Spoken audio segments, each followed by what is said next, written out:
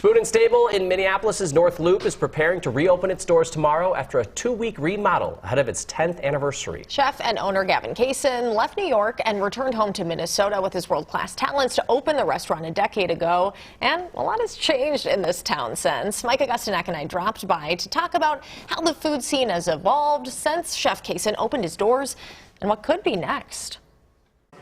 Is it hard to sustain something like this for 10 years?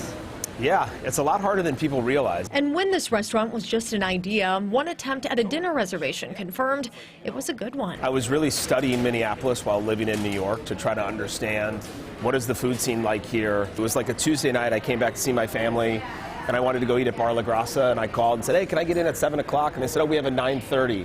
And I was like, interesting. And that's how I knew the scene was really changing. Fast forward 10 years.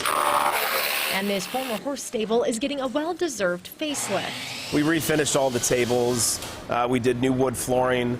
We changed a lot of the lighting. Earlier this month, we saw Chef Gavin Kaysen checking in on crews, zeroing in on the details that make a lasting impression. The lighting has to be right, the sound has to be right, the noise level, and then the service has to be exceptional, and the food has to be delicious. Now, staff is rolling back in. The other half will show up in the next hour to sharpen their skills. We'll do a mock service, so we'll role play. How would you describe the fine dining scene now in 2024? So it's really growing up.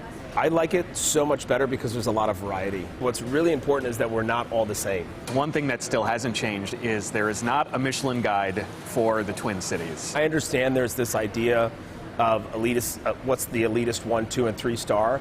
But it's not about that. It helps us generate business. It helps us generate talent. Kaysen says tourism boards typically fund part of the process, hoping it'll drum up visitors in return.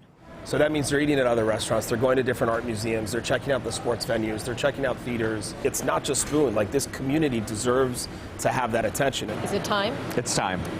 We have the rapid round. Bring it. Favorite fast food? Oh, Shake Shack.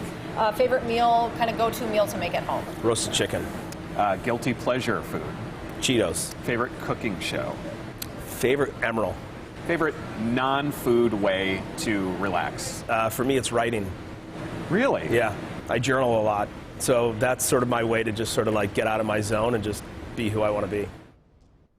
We had fun today, but like if you're wondering, you're not into the fine dining scene and you're like, why does it matter for Minneapolis to have a fine dining scene? I think we answered that question today. Yeah, so Gavin has multiple restaurants, but just Spoon and Stable alone, guys, employs nearly 90 people. So, I mean, these are small businesses and drivers of the economies in the neighborhoods in which they reside.